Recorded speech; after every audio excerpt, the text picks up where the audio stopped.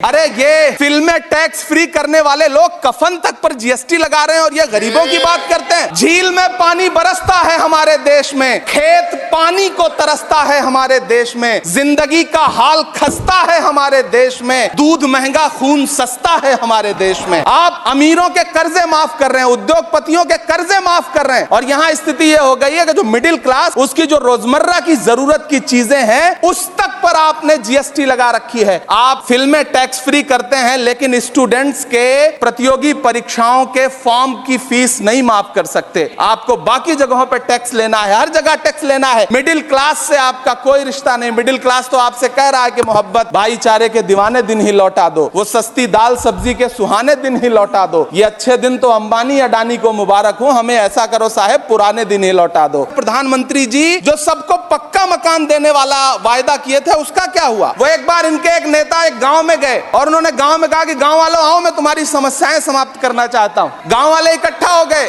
नेताजी ने गांव वालों से कहा बताओ तुम्हारी दो समस्याएं बताओ, मैं दोनों समस्याओं का यहीं पे समाधान करूंगा। तो गांव वालों ने कहा साहब हमारी पहली समस्या है कि हमारे यहाँ कोई हॉस्पिटल नहीं है। तो नेताजी ने मोबाइल निकाला, कहीं फोन मिलाया और मिला के फोन पे पता नहीं क्या कुछ कहा कि यहाँ गांव में हॉस्पिटल नहीं है, हॉस्पिटल तुरंत यहाँ हॉस्पिटल चाहिए। गांव वाले खुश हो गए कि 1 मिनट में यहाँ हॉस्पिटल आ रहा है। अगली समस्या के बारे में उन्होंने नेताजी ने गांव वालों से कहा कि मैंने आपकी पहली समस्या समाप्त कर दी, दूसरी समस्या बताओ। तो गांव वालों ने कहा साहब इस गांव में कोई भी मोबाइल का नेटवर्क ही नहीं है। ये है इनके काम करने का तरीका, ये है झूठ बोलने का तरीका।